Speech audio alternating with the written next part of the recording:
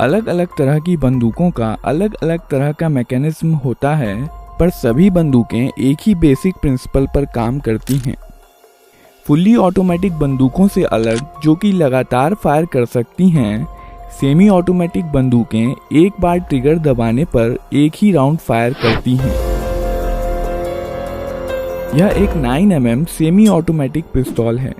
इस वीडियो में हम देखेंगे कि सेमी ऑटोमेटिक हैंडगन्स और पिस्तौलें कैसे काम करती हैं। यह एक कारतूस या कार्ट्रिज है।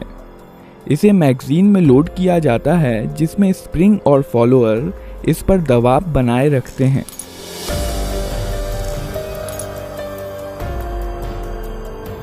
मैगजीन का डिज़ाइन कुछ इस प्रकार का होता है कि कारतूस आगे स्लाइड होकर ही बाहर आ सकता है। इस मैगजीन को बंदूक में रखा जाता है।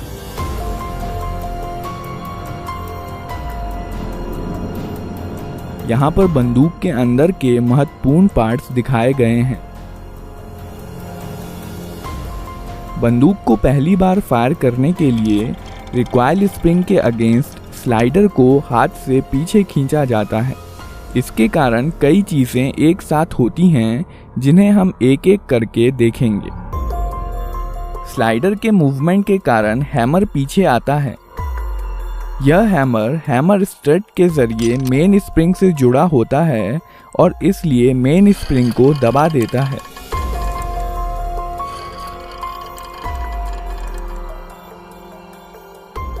यह सीयर है। यह हैमर के मूवमेंट को कंट्रोल करता है। जब स्लाइडर पीछे जाता है, तब सीयर लीफ स्प्रिंग के दबाव में हैमर के साथ एंगेज हो जाता है और हैमर को वापस जाने से रोकता है। जब स्लाइडर को छोड़ दिया जाता है, तब रिकॉइल स्प्रिंग के कारण स्लाइडर अपनी पहले वाली स्थिति में चला जाता है, जबकि हैमर सीयर के कारण अपनी स्थिति में बना रहता है।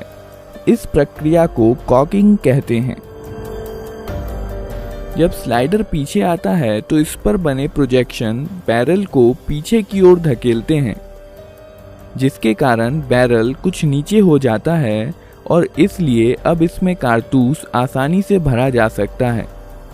जब स्लाइडर वापस लौट रहा होता है, तो यह एक कारतूस बैरल में ले जाता है और बैरल को अपनी पहले वाली स्थिति में धकेल देता है। कारतूस का पिछला हिस्सा एक्सट्रैक्टर में फंस जाता है, जो कि स्लाइडर से जुड़ा होता है। पिस्तौल अब फायर करने के लिए तैयार है।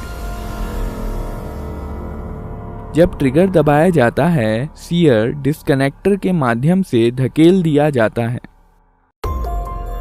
जिसके कारण यह हैमर से डिसएंगेज हो जाता है। हैमर अब फ्री है और मेन स्प्रिंग के दबाव में यह फायरिंग पिन, जो कि स्लाइडर में फिक्स्ड होती है, से जा टकराता है। बदले में यह फायरिंग पिन कारतूस के प्राइमर पर स्ट्राइक करती है।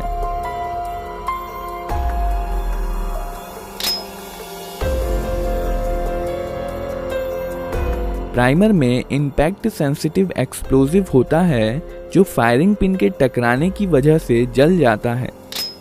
इसके कारण कारतूस में रखे पाउडर में आग लग जाती है, जिसकी वजह से बहुत सारी गैसेस पैदा होती हैं और इस प्रकार बुलेट के पीछे की जगह बेहद हाई प्रेशर गैसों से भर जाती है। इसलिए बुलेट पर पीछे से बल लगता है, जिसके कारण बुलेट बहुत तेज गति के साथ बैरल से बाहर निकलती है। बुलेट के बाहर आ जाने पर यह गैसेस एटमॉस्फेयर में चली जाती हैं और अब यह बुलेट पर कोई बल नहीं लगाती हैं और बुलेट अपने मोमेंटम के कारण आगे बढ़ती जाती है।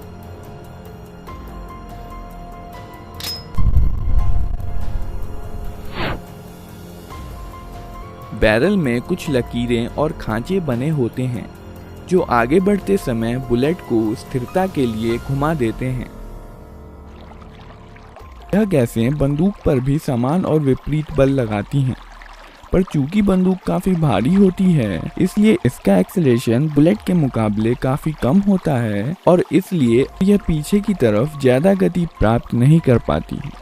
विस्फोट की कुछ एनर्जी स्लाइडर को पीछे धकेलने में इस्तेमाल हो जाती है। केस या खोखा स्लाइडर के साथ पीछे आता है और इजेक्टर की मदद से बाहर निकाल दिया जाता है।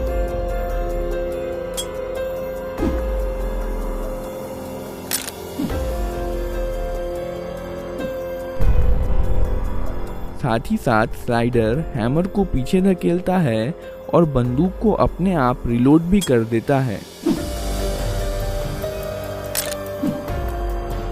और अब बंदूक अगला राउंड फायर करने के लिए तैयार है। ट्रिगर दबाने पर सीधे सीयर पर धक्का नहीं लगता है। सीयर डिस्कनेक्टर की मदद से धकेला जाता है। जब स्लाइडर पीछे की तरफ जाता है तो इस पर बने स्लॉट की मदद से यह डिस्कनेक्टर को नीचे की तरफ खिसका देता है। अब ट्रिगर और सीयर अलग हो गए हैं और इसलिए ट्रिगर दबे होने पर भी सीयर हैमर के साथ एंगेज हो सकता है। जब ट्रिगर छोड़ दिया जाता है तब डिस्कनेक्टर लीफ स्प्रिंग के दबाव के कारण स्लाइडर के स्लॉट में चला जाता है और अब बंदूक फिर से फायर की जा सकती है। ग्रिप सेफ्टी बंदूक को अपने आप फायर करने से रोकती है। जब बंदूक को हाथ से पकड़ लिया जाता है तभी ट्रिगर डिस्कनेक्टर के जरिए सीयर को मूव कर सकता है।